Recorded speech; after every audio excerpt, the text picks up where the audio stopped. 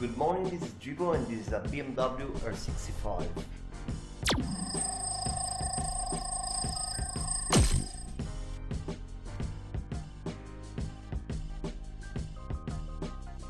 Here is the tool we were waiting for. Unpack it and here it is. It's a kind of clamp with a possibility of regulation for balls varying from 53 to 125 millimeters.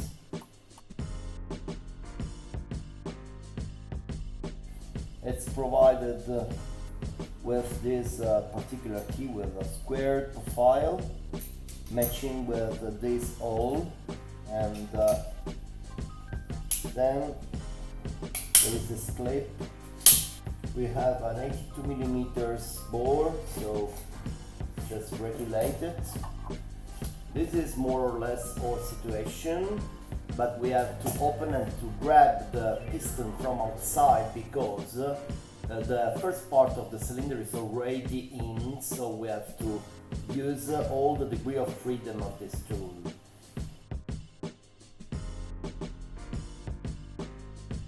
Here we are, the piston is already in and as well the rings. Now we have to seal with joint silicone. There is no prescription for this, but to be in the safe side we can help the gaskets this way. So that's it. Now we can push the cylinder in.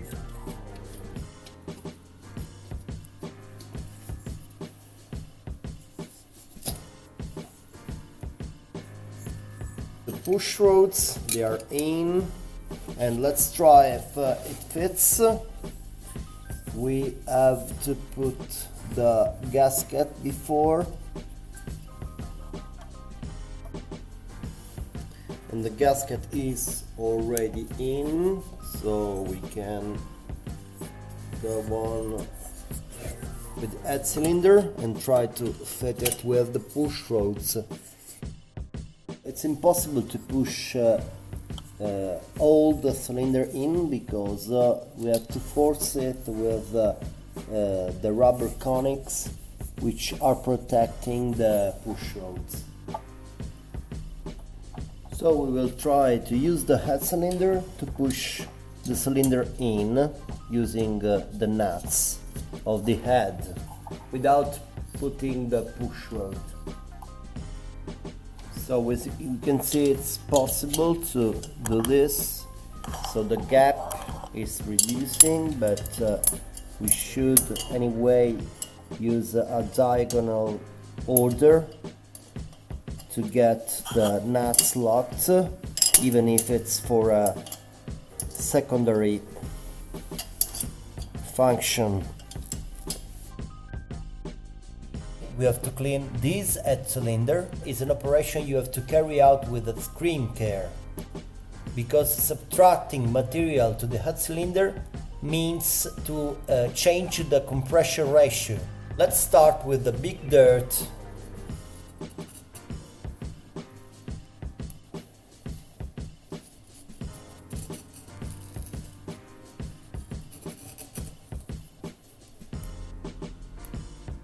As well, we have to protect the valve seats because otherwise we can risk gas leakage.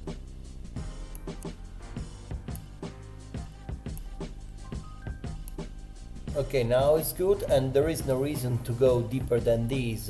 The combustion will burn again all the metal, so it's not worth to go deeper than this while cleaning. And unless we open the valves and we go into the intake system, but this will be another movie. So now the head is in and we put also the push rods, so we can seal here. Our arms are in. We can close with the right torque the upper nuts. We have to close the bolts for the rocker arms with the torque of 20 Newton millimeters, and this has to be done in a crossing order.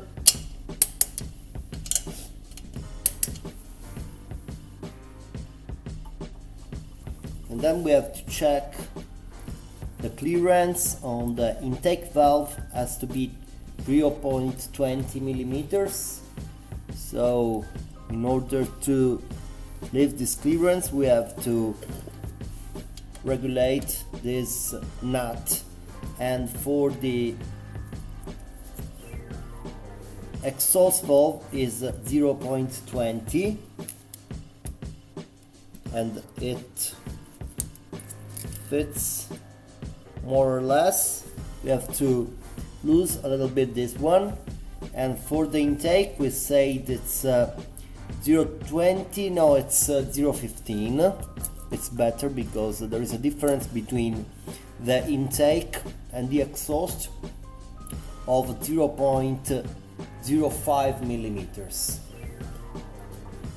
So with 0.2 in, we turn a bit this nut, and then we can regulate with the closing nut.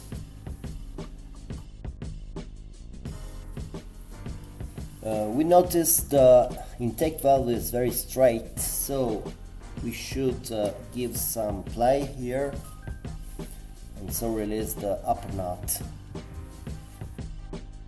The bolts of the studs are closed with a torque of 20 Newton meters, which is the first stage, and we are going to check the clearance of the rocker arms on the tip of the valve.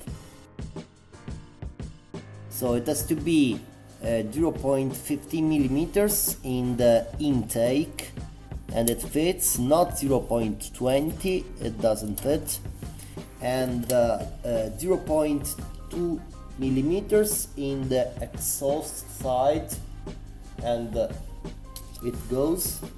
So these two valves are on the pitch radius of the camshaft, because this engine is stopped at the TDC, and in one side we are on the combustion angle where both the valves are closed, so this is the easy side.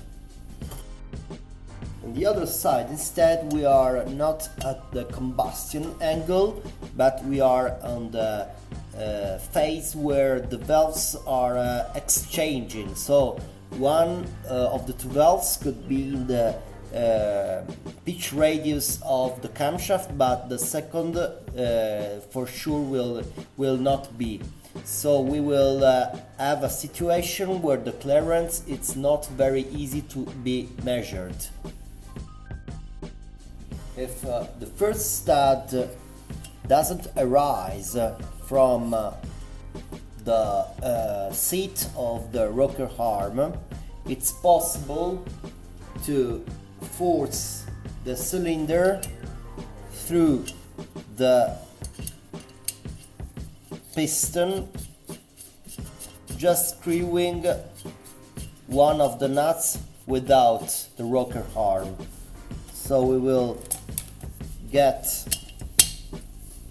some millimeter,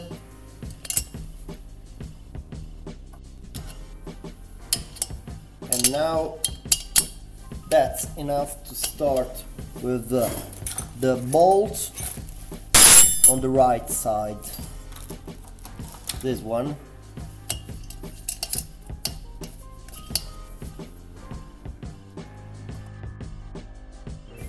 The exhaust valve has a clearance, whereas the intake valve has not clearance, because it's maybe opening, because we are at the TDC of exchange, and the intake valve is going to open, so it's impossible in this situation to have a clearance.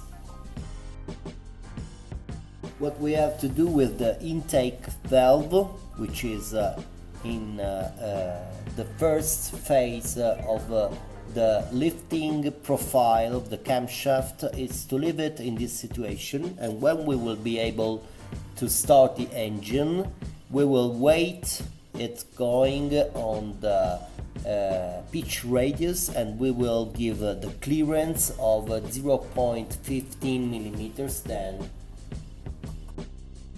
now we can start the engine and wait for the pitch circle.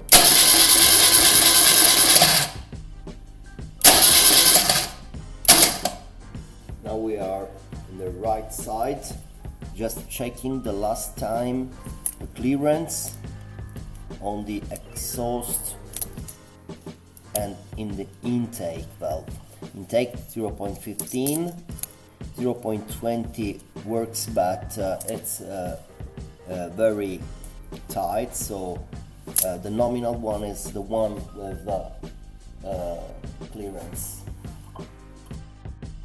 Just checking now the last time the clearance at the TDC on the right side, so 0.15, and in the exhaust we are at 0.20.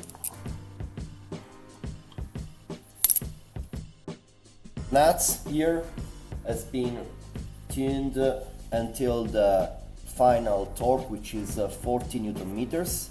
So now we have to tune the torque on the valve registers with the key of 12 millimeters, and the nominal torque is 20 Newton meters. So hanging